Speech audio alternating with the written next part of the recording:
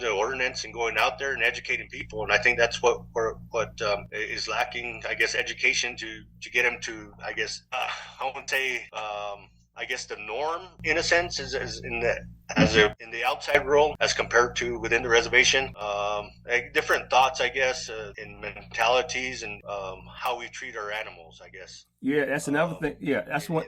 That's one thing. In a native sense, you know, of course, we revere a dog as, you know, as a protector, as in a sense, because they're out there at night. They're out there protecting us. They see what we can't, of course, you know. Mm-hmm. So, you know, I guess educating and bringing that traditional knowledge and being to let people know, hey, you know, they're not just there to be outside. You know, it's okay to bring them in, changing that mentality.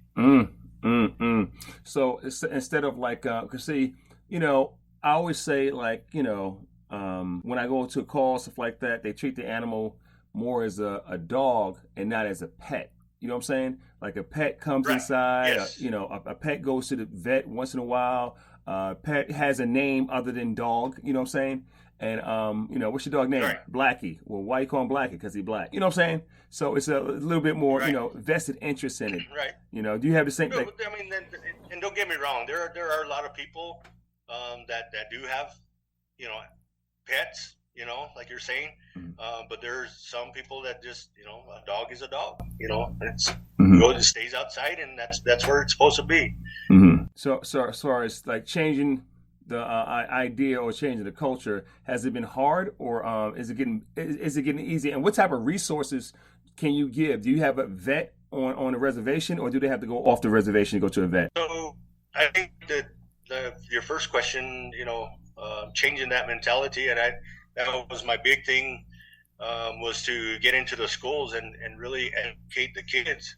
That way they can go home and eventually, I guess that my thinking was that in a generation or two, then the mentality of how some people then treat their animals, you know, more so as pets and getting them to the vet and providing those resources. We don't have a veterinary within the reservation, so everybody has to go out outside to take their animal to a vet. Which, you know, where we're situated, we have lots south of us, and then of course Albuquerque, which is a big metropolitan area north of us. So there is those resources nearby. Because last time I saw you, I think it was in Albuquerque, right? Right. Yeah, because I think the first time I met you was in what was it called? Where were we? It was in probably 93 or 94. Wow. Or not 93. I'm sorry. Excuse me. 2014. Right. Or 2015. Las Cruces was my first LETI. I took level 2. Yeah. And you guys had it in Albuquerque. Okay. I don't know. Do you remember Virgil Lucero? Yeah. He was a former animal control officer with the Pueblo Isleta. He's now with Animal Protection of New Mexico. He introduced us. Yeah. I haven't seen Ruben forever. Yeah, he went into environmental there for a while. Our environmental department with our within the Pueblo Isleta. Then he left, and then he is now working for Animal Protection of New Mexico. Do you know what's his Trey Fuller? Trey Fuller doesn't ring a bell. Okay. Yeah, I think he's out of I want to say Arizona, because I went down to Pima. I went to Pima a few years ago, and I think we went across the border to what's that city right across from Tucson? Starts with a G. You know what I'm talking about, too. Yes. I was going to say Gila River, but that's the tribe. Right. I can't remember. Yeah. I know what you're talking about. Yeah, I'll pull it up. We went down there and had a good time. Had a really good time. It's hot. Tucson, y'all can have that. Oh yeah, that's too hot for me. You know, I was like, yeah, I'm okay. I'm pulling it up now. Pima County, New Mexico, Pima.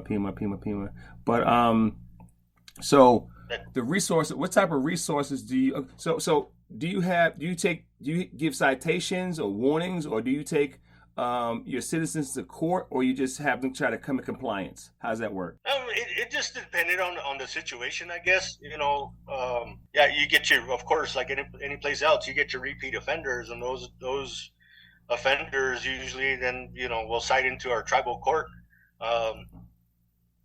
So there's your first time individuals that you've first made contact with.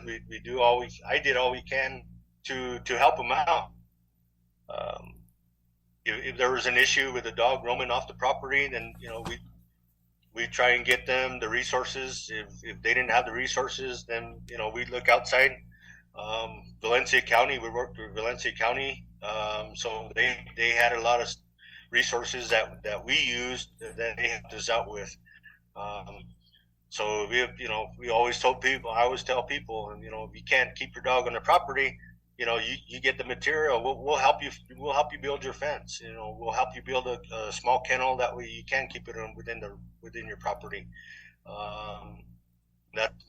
Most of the things that we deal with here is dogs running off property.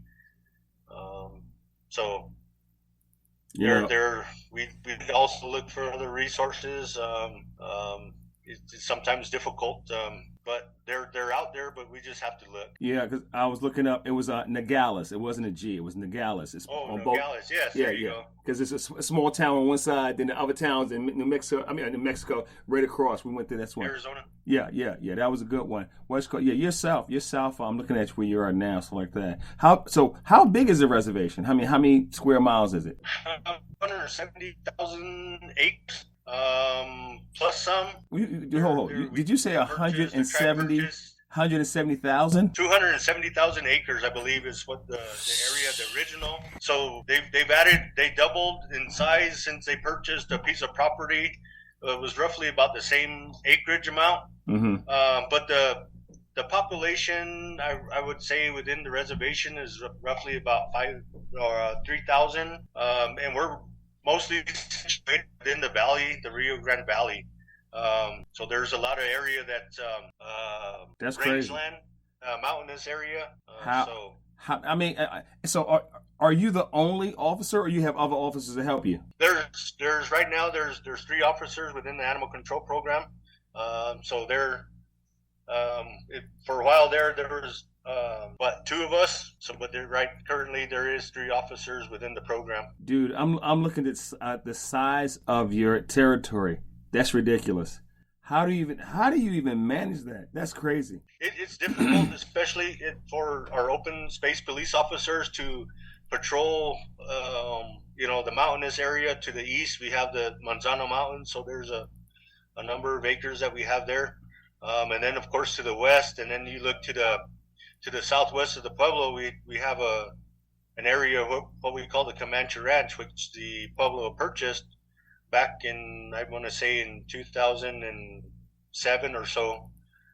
So that increases that area that we have to cover. That's ridiculous. But because you get most of the calls for domestic animals are within the Rio Grande Valley. Yeah. I was going to look up what that acreage is, and I think I'm going to say maybe about 10,000, 12,000 acres that's within the. It's probably more, but I'm just guesstimating the amount of acres within the Rio Grande Valley where everybody resides. Because most of the population, I should say. I'm looking at because you got I-25 goes straight up and straight up through you guys, right? Right. And then I see Los Chavez, I see Belen, I see I'm looking at the area now, and I know Albuquerque a little bit. It's spread out. That's why Albuquerque's spread out, but you guys is ridiculous. That's ridiculous, man. I'm looking at everything. And what's the main type of dog you have to deal with? Is it like a pit bull type of dog? Is it a cur dog or a German Shepherd or just Chihuahuas? What type of dogs you get out there? A wide variety of dogs, I guess. I guess it would be the pit crosses, those type of dogs. That's everybody's into them now.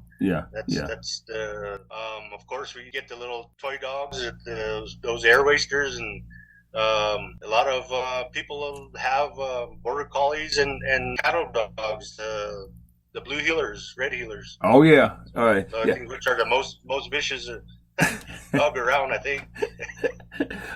Healers ain't no joke, bruh. They really hardy dogs, and they will nip at your heels 24/7. Right, right. Yeah, You turn your back and then they'll bite your calf. yeah, yeah. I had to deal with one time, and it's super smart dogs. And then, but Yeah. they'll bite the hell out you though, you know. So on a reservation, are there or do outside agencies come in for spay neuter clinics? So how does that work? So we have, I believe, Ruben Lucero, made contact years ago in probably about 2013, 14, with Rocky Mountain Puppy Rescue out of Colorado. Hmm. So we've been coordinating with them for a number of years since then to get spay and neuter clinics within the reservation. So, they at the beginning it was, I think they had it for free, and then eventually there was a copay of $25, and of course over the years, just because of inflation, I think right now they had one about a year ago or so, and I think the copay was $75 or so. But we work with Rocky Mountain Rescue a lot in coordination with Valencia County Animal Shelter Hmm. to get spay and neuter clinics. We've tried to look at other entities, other people, veterinary clinics that are close by. It's too expensive for some of our individuals within the reservation. So that's been a good resource for us for many years. When I first started in animal control here in 2014, our numbers to the animal shelter, we have a MOA with Valencia County. I think our numbers were just over or just under 500 a year Hmm. to the shelter through those clinics. Just to the point in 2006 or 7 or 8 or 2017, I should say. I'm sorry. Our numbers to the shelter were just about 150. So that really helped our numbers of animals, of strays that we found within the reservation that went to the shelter. Hmm. So that's who we work with. I'm going to give a plug to Emma Shin and Tom Kennedy of Rocky Mountain Puppy Rescue out of Colorado. We got about 3 minutes left. Anybody you want to sponsor or anything you want to bring up, make aware as far as a reservation and what you do? Because you big star going to Hawaii and everything. You've been appointed. You're a big superstar. So anything you want to tell the people out here? Well, we're just like any place else. Just under tribal ordinances, and we do have to sometimes work with Bernalillo County, Valencia County, because we do have individuals that are non-tribal, non-native that live within the reservation. So some of that stuff makes it a little bit tricky, Mhm. especially because of that jurisdictional issues. So, but like I said, Rocky Mountain Puppy Rescue, thank you for all you do. Thank you, Kevin, for bringing me on today and having me on as a guest. Hey, Virgil, anytime. I appreciate your support. See you in the swag store. I bought a t-shirt. I think a t-shirt or sweatshirt. Appreciate you, brother. You need anything from me, and hopefully I get to see you. I'm trying to figure out when I'm coming out. Say I might come to Colorado before I come to New Mexico. It depends. It really depends. But because dude, y'all got that thing called cold weather out there, and I'm Yeah, I'm allergic to dude. that. Snow and stuff Well, like outside that. here, my daughter's house, there's probably about a foot or more of snow drifts or snow that they plowed up to the side of the road. So they got one car buried in snow. See, I guess maybe get out there and try and get it out of that snow drift that the plow. No, sir. Snow. I'm going to swipe left. I'm going to swipe left, sir. That's not going to happen. I visit the cold once in a while, but my dumb ass went to Canada when it was cold and when it was raining. Go figure, right? But Right. next time I come through, because I'm not trying to do New Mexico's not bad because it's kind of cool because you're Yeah, at now elevation. Albuquerque's not bad. And, Yeah. you do get cold. I left there yesterday and I was wearing a t-shirt, It is cold in the morning.